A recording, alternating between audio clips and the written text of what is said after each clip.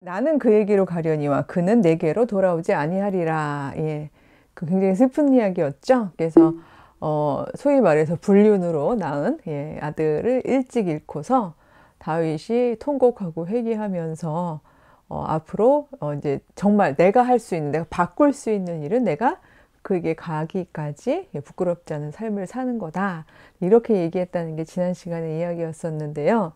그 밑에 댓글에 달린 저는 이 미드라시적인 성경 읽기의 일종의 묘미이기도 하고 감동하는 부분인데, 각자의 주체적인 자기 자리에서의 이야기들을 우리가 막 서로 나누고 있는 중이잖아요.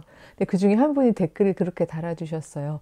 어쩌면 다윗 이것도 쇼 아닐까요? 그러니까 차마 거기까지 얘기해서 우리가 다윗을 얼마나 나쁜 사람을 만들어야 되는지 모르겠지만 충분히 주도 면밀하게 진짜 그 빛의 아들까지도, 그쵸? 여호와의 빛이라고 이야기되는 그런 정말 정직하게 살아낸 사람까지도 그렇게 교묘하게 전장에서 죽일 수 있는 그런 전략을 짤 수 있는 사람이었다면, 이미 사람들에게 다 드러난 마당에, 그쵸? 밧세바 데려오고 하는 거 뭐 보나마나 다 드러난 이 마당에 또 한 번의 퍼포먼스가 아니었느냐 뭐 이렇게 얘기해 주신 분이 있었는데, 저는 그 댓글을 달아주신 분도 그러니까 다윗의 어떤 성품에 대해서 막 비난하기보다는, 그러니까 이 안에 있는 인간의 어떤 그런 그 권모술수에 대한 통탄함 이런 걸 담아서 이야기해 주셨을 거라고 생각하는데, 전혀 근거가 없진 또 않은 것이요. 그러니까 저는 은혜스럽게 풀어보고 싶었지만 또 굉장히 또 공감할 수 있는 부분은 뭔가 하면요, 그 뒤에 보면은요,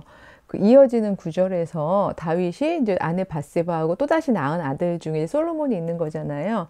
근데 그 솔로몬의 이름을 나단을 통해서 여호와께서 그 이름을 지어주시는데, 그 이름이 이제 솔로몬인데 여디디야라고 해서 일종의 뭐 애칭 같은 거죠. 그래서 여호와께 사랑을 입음이라는 이름을 나단을 통해서 또 주시거든요. 그 나단이랑 사이가 계속 좋은 거죠.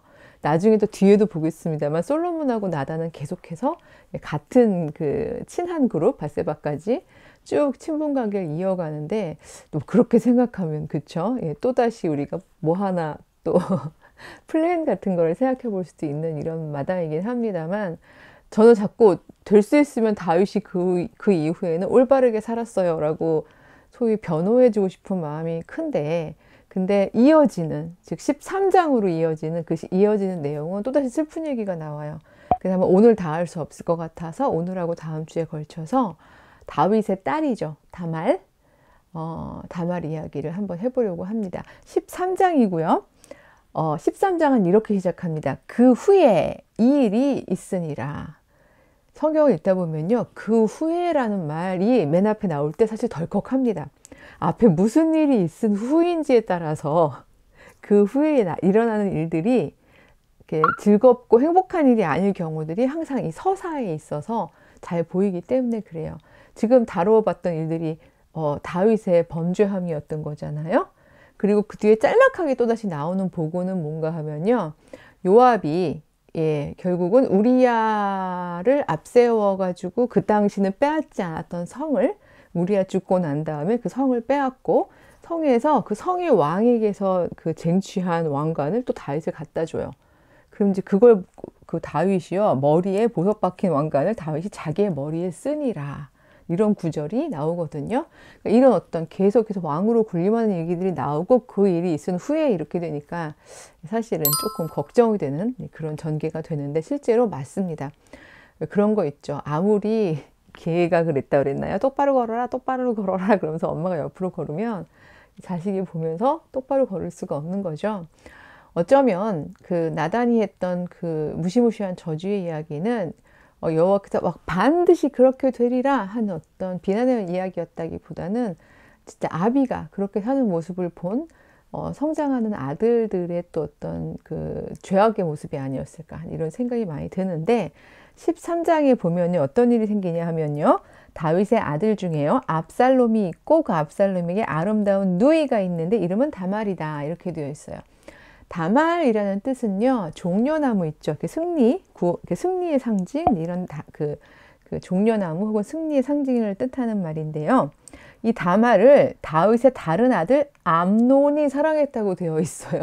이 무슨 콩가루 집안인가요? 그쵸? 이게 무슨 소리지? 다윗 둘 다 압살롬도 다윗의 아들이고 암논도 다윗의 아들이고 그럼 다말은 다윗의 딸인데 족보가 어떻게 되는 거지? 얘들 다 형제자매 아니야? 근데 누가 누굴 사랑했다고? 이렇게 생각하실 수 있을 것 같은데 아시겠지만 이 당시는 소위 이제 이복 형제 자매들 간에는 실제로 흔하진 않아도 법적으로 필요하다면 혼인도 가능한 이런 상황이잖아요. 예, 그러니까 이런 일들이 뭐 비일비재했겠습니다만, 그러니까 압살롬하고 다말은 엄마가 같은 거죠. 예, 그리고 암논은 큰 아들이에요. 제일 위에 아들인데 암논은 이제 또 다른 엄마의 아들인데 이 암논이 압살롬의 누이 다말을 좋아하는, 이제 사랑하는 거죠. 근데 이 사랑한다라고 했을 때 그 사랑이라는 단어가 사용된 그 히브리 원어가요.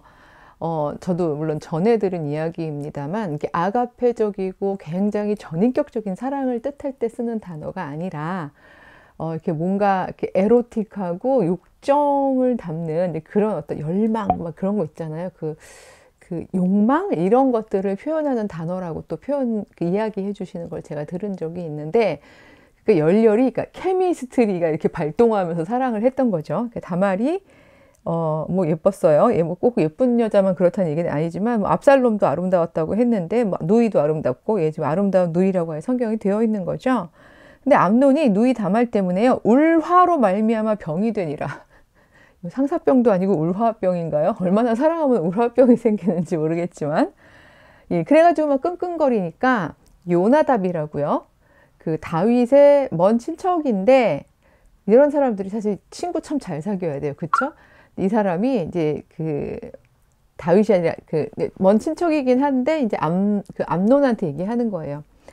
아무래도 이럴 때는 작전을 사용하는 게 중요한데 그 다말이 너희 집에 올 수 있게 너의 그 궁에 가까이 올 수 있게 만든다면 네 마음대로 하면 되잖아 라고 얘기를 하면서 아주 구체적인 방법을 알려줍니다. 근데 그 알려준 방법이 뭔가 하면요. 제가 반복하기 싫어서 6절을 읽어보겠습니다만 6절이 소위 요나답이 알려준 내용인 거예요. 즉 암논이 곧 누워서 병든 채 하다가 왕이 와서 그를 볼 때에 여기서 왕이라면 다윗이죠. 왜냐하면 장자가 큰 아들인데 대를 이을 아들이 아프대잖아요. 놀래서 오는 거죠. 왔을 때에 왕께 아뢰되 원하건대 내 누이 다말이 와서 나에게 내가 보는 앞에서 과자를 2억이 구워가지고 만들어서 그의 손으로 나한테 먹여주게 하면 제가 좀 나을 것 같습니다. 라고 이야기를 청탁을 하라는 거죠. 부탁을. 요거를 요나답이 얘기해줬고 실제로 다윗이 걱정이 되어서 왔을 때 그렇게 합니다. 그러니까 다윗 입장에서는 뭐라고? 너 여동생이 음식 만들어주면 낫겠다고? 오냐? 우리가 한 번 의심이 갔더니 계속 의심이 가죠. 다윗은 과연 그 일들이 일어날 것을 몰랐던 걸까? 뭐 이런 의심도 할 수 있겠습니다만 이번 다말 사건은요. 제가 YWCA 그 젊은 친구들하고 미드라시를 굉장히 오랫동안 작업을 해서요. 정말 다양한 미드라시가 나왔어요. 그러니까 다말의 입장도 있었고 다말만이 아니라 막 다말 옆에서 시종 들던 사람, 그 다음에 다말의 엄마, 뭐 진짜 여러 사람들의 이야기가 나왔었는데 그 이야기들을 이렇게 중층적으로 보다 보면 과연 다윗은 진짜 순진무구하게 몰랐을까에 대한 부분들이 사실 저도 이제 의심이 좀 가기는 합니다. 우리 자꾸 다윗을 살려줘야 되는데 가면 갈수록 큰일 났어요. 그래가지고 다윗이 결국은 사람을 보내가지고 다말한테 오라버니 암논이 아프다. 그리고 네가 음식을 좀 해주면 나을 것 같다는구나. 이렇게 얘기를 해서 아버지 말씀을 듣고 가는 거죠. 예, 제가 미드라시 다 풀겠습니다. 그때 다말은 느낌이 어땠을지. 가봤더니 오라버니가 그냥 진짜 집에 누워 있어요. 그래서 밀가루 가져와서 반죽을 해가지고 과자를 만들고 굽고 그리고 이제 좀 먹을래? 그랬더니 안 먹는다 그러면서 사람들 다 나가고 네가 그거 있죠. 이런 거 안 할래요. 그쵸? 침대에 와서 너가 나 먹여줘. 약간 이런 거죠. 예, 제가 못 부리는 것 중에 하나가 애교인데. 어쨌든 다 나가라 그러고 다말만 남게 한 거죠. 근데 가까이 오게 한 다음에 아주 강압적으로요. 11절에 보면은요. 그를 붙잡고 그에게 이르되 나의 누이야 나와 동침하자 하는지라 이렇게 되어 있어요. 예, 우리 아들이 참 편집을 합니다만 계속해서 밧세바 이야기도 그렇고 이런 이야기들만 성경에 있다고 얘기하기가 너무 민망하긴 한데, 근데 여기서의 교훈은 그러니까 여자를 함부로 하는 것은 여호와를 업신여기는 일이다. 이게 교훈이기 때문에 예, 그냥 해도 될 것 같긴 합니다. 어쨌든 동침하자 그러면서 막 강압을 하니까 이 당황스러운 상황에서 다말이 1차로 이렇게 되게 이성적으로, 저는 다말을 볼 때마다 이 당시에 드문 캐릭터예요. 되게 레어 캐릭터인데 이런 당황스러운 상황에서 처음에는요 굉장히 이성적으로 설득을 합니다. 오라버니, 12절에 나오는 건데요.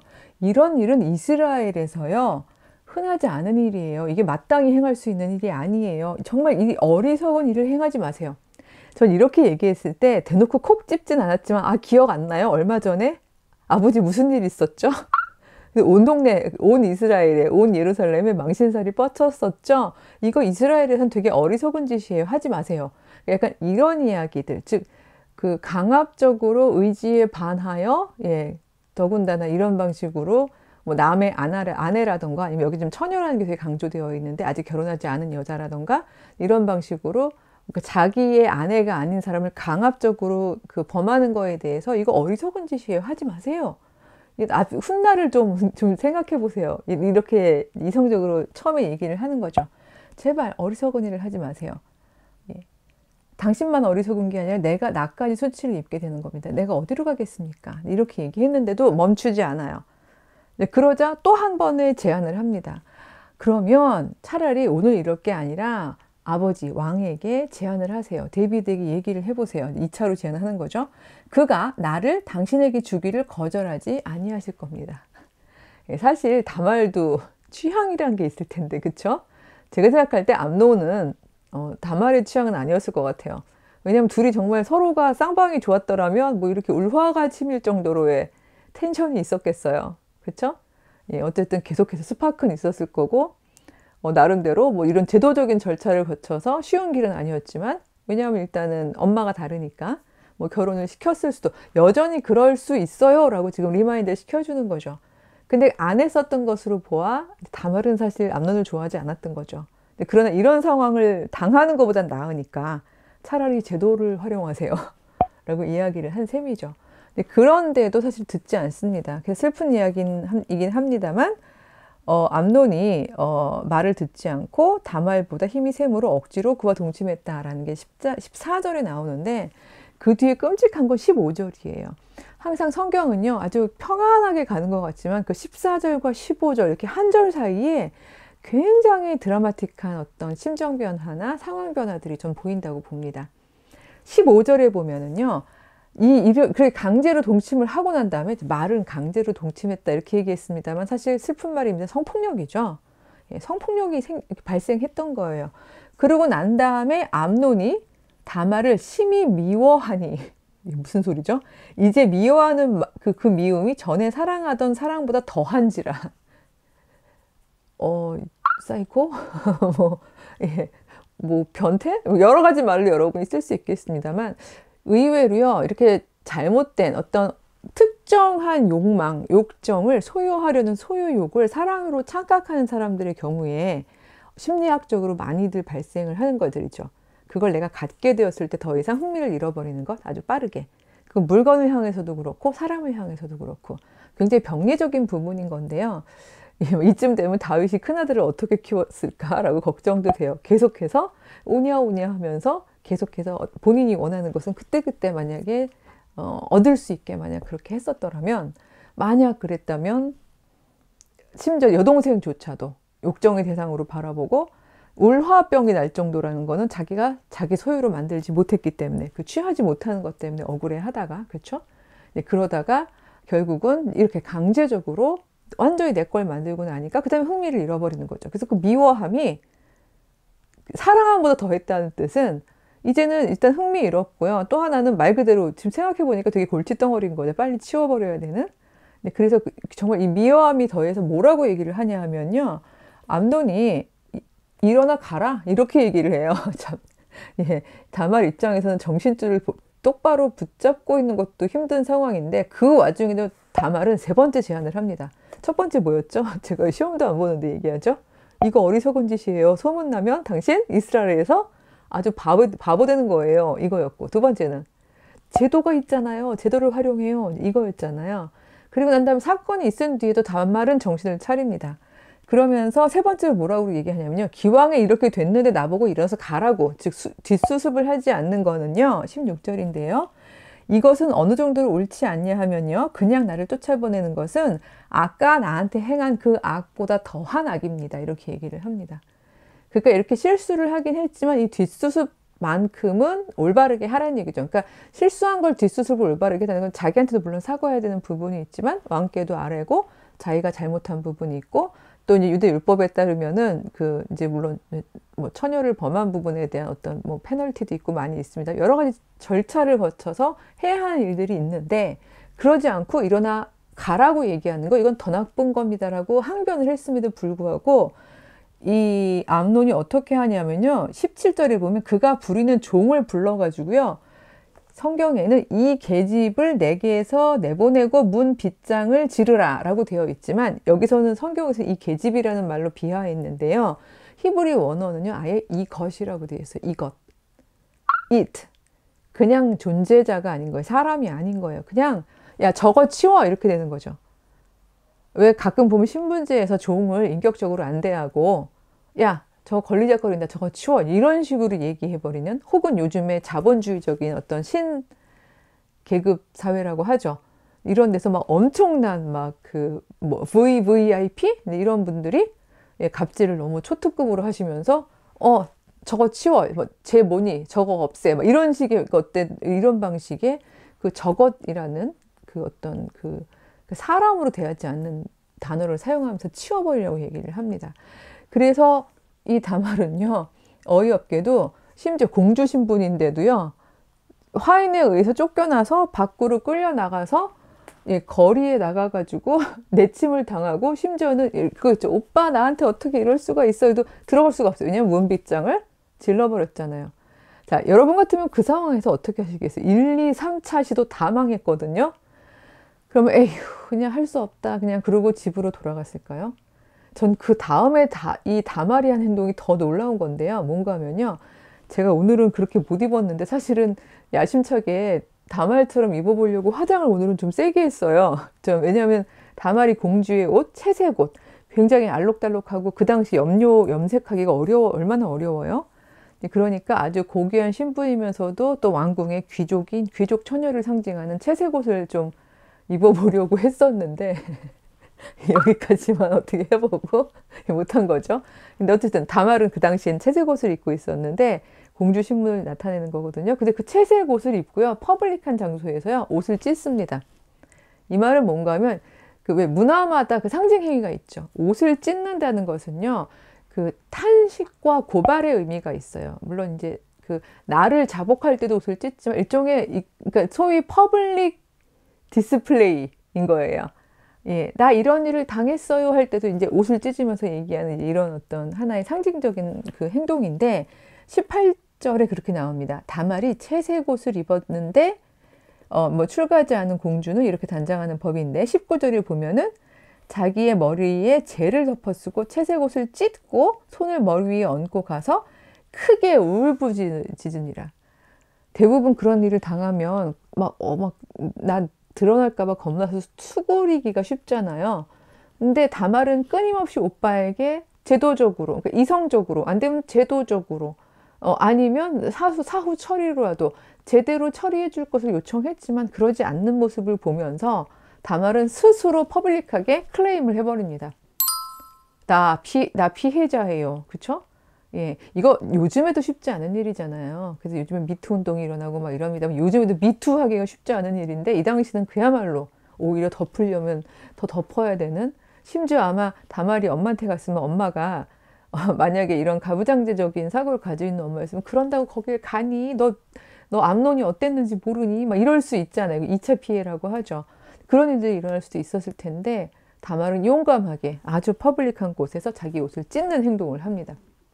그 뒤에 어떤 일이 생겼을지에 대해서는 다음 시간에 이어서 한번 말씀을 드려보도록 하겠습니다.